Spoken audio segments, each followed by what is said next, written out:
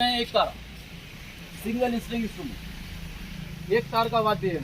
अगर महाराष्ट्र और वेस्ट बंगाल में आप जाएंगे, महाराष्ट्र में अगर आप देखें तो पोवाड़ा, गोंदल, वाग्या मुरली, भारूड, लावणी, इन सभी में ये एक तारा बहुत ज्यादा यूज किया जाता है। और यहाँ पे इस घर का सबसे स्पेशल थिंग या डेजर्ट का सबसे स्पेशल थिंग आप कह सकते हैं, ऊपर से पिरामिड की तरह इसलिए बनाते हैं कि जो सनलाइट पड़े वो इस तरह से रिफ्लेक्ट हो जाए, अंदर हीट कम से कम जाए।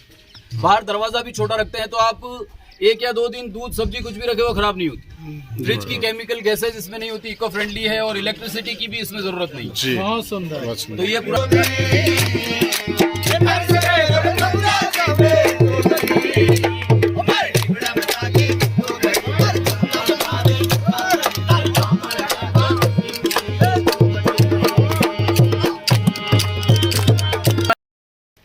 शिल्पग्राम हे उदयपूरमधलं हे ठिकाण आहे आणि या ठिकाणी आता आम्ही सर्वजण आलेलो आहोत आणि आता शिल्पग्राममध्ये जायचं आहे। हे शिल्पग्राम पाहूया। शिल्पग्राममध्ये इथल्या कलेसंबंधी आणि संस्कृती संबंधी बरंच काही आपल्याला शिल्पग्राममध्ये पाहायला मिळेल। हे शिल्पग्राम आता पाहायचं आहे। चला गाईड सोबत शिल्पग्राम आपण आता पाहूया। गाईड आपल्याला माहिती सांगेल त्या पद्धतीने संपूर्ण शिल्पग्राम आपल्याला फिरायचं आहे। तर गाईड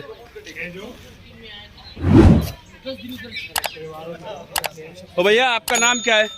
समीर जी आहेत आणि खूप छान गायडन्स करण्यासाठी हे आपल्याला गायडन्स करणार आहेत आणि त्यांच्या सोबत आपल्याला जायचंय। चला मग।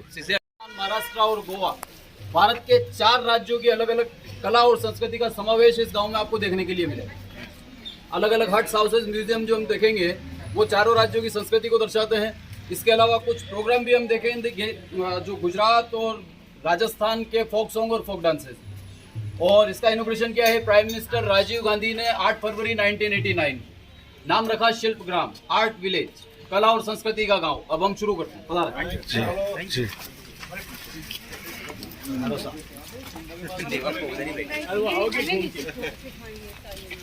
अभी तो नहीं सिखाएंगे, नहीं। यहाँ पे ये सभी तत्वाद्य यंत्र, तार से बजाए जाने वाले वाद्य यंत्रों का प्रकार बनाए हुए हैं जो पत्थर में है। और पत्थर, ये स्टोन सभी राजस्थान से बिलोंग करने वाले हैं, जिसमें सैंडस्टोन, जैसलमेर, मार्बल और ग्रेनाइट का यूज किया हुआ है। ये सभी स्टोन राजस्थान से बिलोंग करने वाले और बनाने वाले ऑल ओवर इंडिया के आर्टिस्ट यहाँ पे 2016 से 2018 तक आए। अलग अलग आर्टिस्ट ने अपनी अपनी इमेजिनेशन क्रिएट करके यहाँ पे तत्वाद्य यंत्रों के प्रकार बनाए। वीणा, यहाँ पे सरोद और ये सितार। पहले आप देख रहे हैं ये सिंधी सारंगी या इसको कमाइचा भी कहा जाता है, जो राजस्थान के मंगनियार जाति के लोग जो होते हैं वो यूज करते हैं। मंगनियार जाति राजस्थान के जो फोक सॉन्ग्स है वो गाते हैं। पुराने वक्त में राजा महाराजाओं की तारीफ के लिए, कॉम्प्लीमेंट्स के लिए, किसी फेस्टिवल ओकेजन पे गाया करते थे। आज राजस्थान को रिप्रेजेंट करने के लिए यही मंगनियार जाति पूरे दुनिया में राजस्थान को यही रिप्रेजेंट करती है। जैसे भारत में अगर आप देखेंगे, आपने गाने भी सुने होंगे, पधारो हमारे देश, लिमुड़ा लिमुड़ा, ये सभी जो गाने हैं मंगनियार जाति के लोग गाते हैं। और इन्हीं से सिमिलर कम्युनिटी होती है लंगा। उधर जो आप देख रहे हैं सारंगी, थोड़ा सा बैक साइड में सारंगी जो आप देख रहे हैं, ये लंगा जाति के लोग यूज करते हैं। ये भी राजस्थान के फोक सॉन्ग गाने वाले लोग ही हैं। ये दोनों सिमिलर कम्युनिटी है जो बाड़मेर, जैसलमेर, राजस्थान के डेजर्ट में पाई जाती है। ये पीछे जो आप देख रहे हैं एक तारा, सिंगल स्ट्रिंग इंस्ट्रूमेंट, एक तार का वाद्य है। अगर महाराष्ट्र और वेस्ट बंगाल में आप जाएंगे, महाराष्ट्र में अगर आप देखें तो पोवाड़ा, गोंदल, वाग्या मुरली, भारूड, लावणी, इन सभी में ये एक तारा बहुत ज़्यादा यूज़ किया जाता है। इसके अलावा एक तारा और होता है जो संतवाणी सूफी सॉन्ग्स में यूज़ किया जाता है, जिसके आगे नारियल लगा होता है, ऊपर लेदर, पीछे वुड स्टिक और सिंगल वायर होता है। तो ये एक तारा, यहाँ वीणा। कठपुतली का बिल्कुल अलग है, बाकी सारे में सिमिलरिटी सारे कोर्स में, मतलब 3 कोर्स में। मेरी भाषा समझ में आ रही है? जी हाँ, क्लियर है? जी हाँ, क्लियर है। किसी को कोई डाउट या कोई सवाल हो तो नहीं, आप पूछ सकते हैं एक बार। नहीं। ये इस गांव की पहली हट। राजस्थान में गाँव में अगर आप घूमेंगे तो इस तरह के मंदिर आपको देखने के लिए मिलेंगे। ये छोटे मंदिर राजस्थान में देवरा कहलाते हैं। यहाँ पे राजस्थान के लोक देवताओं की प्रतिमा स्थापित होती है और यहाँ जो पुजारी होते हैं उनको भोपा जी कहा जाता है। ये ट्राइबल होते हैं, ब्राह्मण नहीं होते।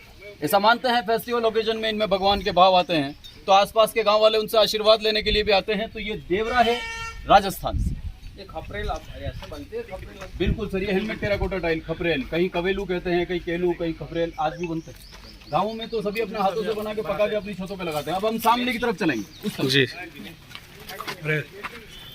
बाहर है चाय दुकान बहुत अच्छी बात है। अंदर चलिए ना, अंदर अंदर बहुत अच्छा है। बहुत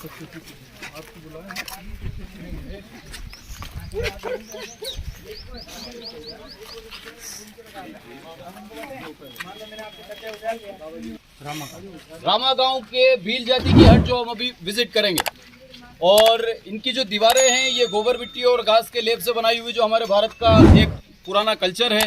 ये क्लाइमेट को मेंटेन रखने वाली दीवारें हैं, सर्दियों में गर्म, गर्मियों में ठंडी। इस बाहर की वॉल में आप देखें, इस घर में 2 वॉल हैं, एक बाहर की तरफ और एक ये अंदर की तरफ। ये 2 वॉल हैं। बाहर की वॉल में छोटे छोटे होल आप देख रहे हैं, एक तो क्रॉस वेंटिलेशन के लिए होते हैं, दूसरा नाइट में जब डेजर्ट में हवाएं तेज चलती है, यहाँ से जब क्रॉस वेंटिलेशन होता है, it sound like a whistle, ये एक सीटी जैसी आवाज करता है। उस आवाज की वजह से बाहर के जंगली जानवर दूर रहते हैं। आवाज आपने सुनी भी होगी अगर आपने मूवीज में या कभी डेजर्ट में अगर आप घूमे हैं, तो जब आप किसी हट के पास से निकलते हैं तो वहाँ पे इस तरह की जो आवाज आती है वो इस होल की वजह से आती है। इसमें से जो क्रॉस वेंटिलेशन होता है वो एक विसल जैसी आवाज करता है, जिससे बाहर के जंगली जानवर दूर रहते हैं। घर के बाहर की तरफ इस तरफ आप देखेंगे तो यहाँ पे गेस्ट रूम बनाया हुआ है। घर में जो भी गेस्ट आते हैं उनके लिए अंदर वेलकम रूम होता है। नाइट स्टे के लिए बाहर एक गेस्ट रूम होता है, इसको गुडाल कहते हैं। गुडाल। अब हम अंदर की तरफ चलेंगे, बता रहे हैं। चित्ता आ जाए तो उसमें खा ले, कितना नहीं पड़ा है। हम आएंगे तो हम आएंगे पिछले आदमी बच्चों को तो वगैरह बाहर रखेंगे ना, 1 बाय 1 क्रॉस करेंगे गेट को। ये पैर धोने के लिए है ना, बाहर से थके हुए पैर धोने के लिए। गिफ्ट अंदर क्या है बाहर गिफ्ट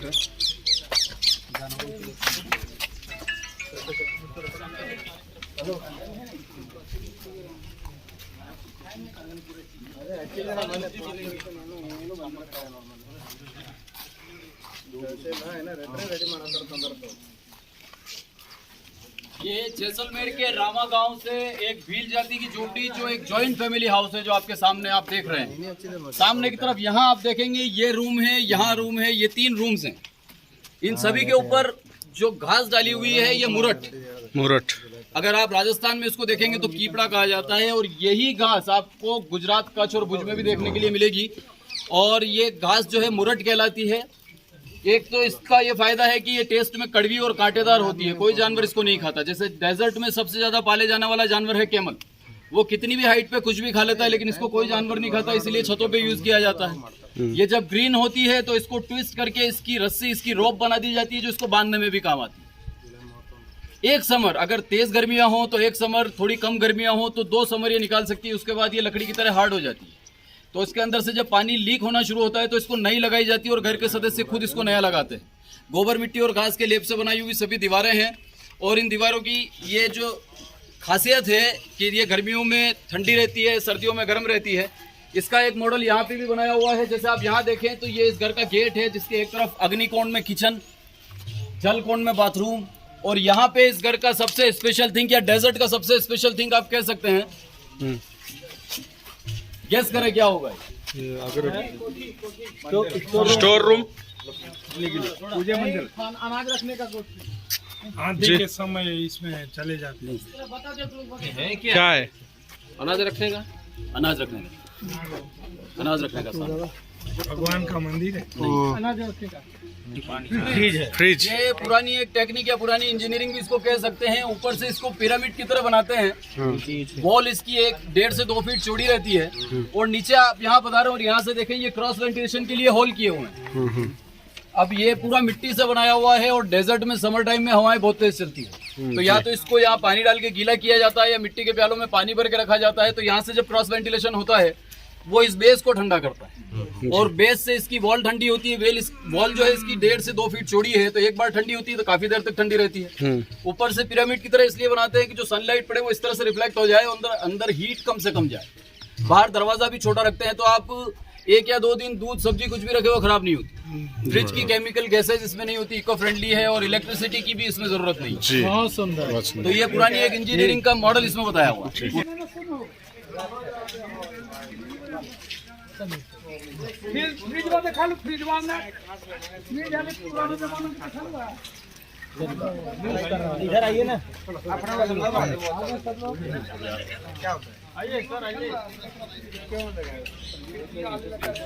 ये जो रथ आप देख रहे हैं राजस्थान की झालावाड़ सिटी, और झालावाड़ के जो महाराजा ये झाला राजपूत होते थे वो 1947 से पहले ब्रिटिश इंडिया में वहाँ के महाराजा जब सिटी विजिट पे निकलते थे वो इस पे निकला करते थे। ये ओरिजिनल है धरोहर और इसको इंद्र विमान कहा जाता है।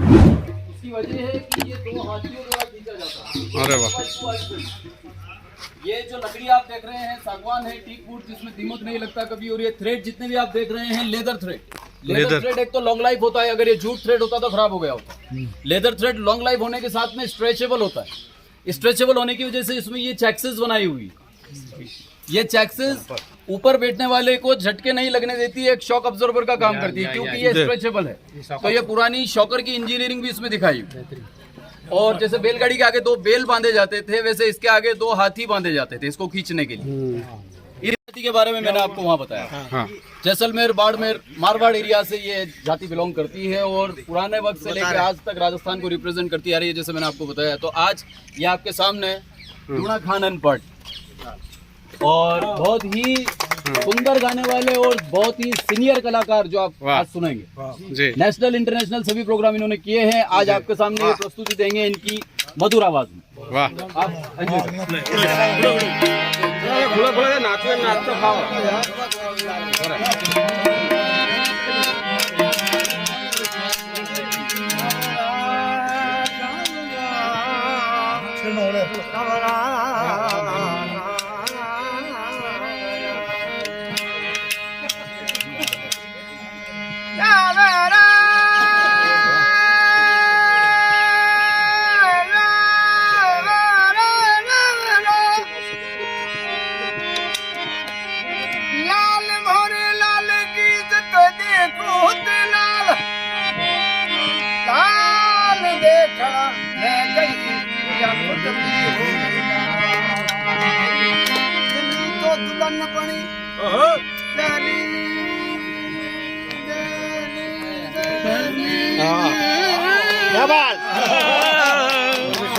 वाह वाह वाह।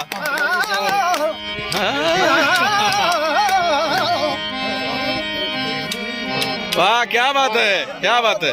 बड़ी दुल्हन जमो दे सारे अंध के वासता पण खाजा मुई कमाता मस्त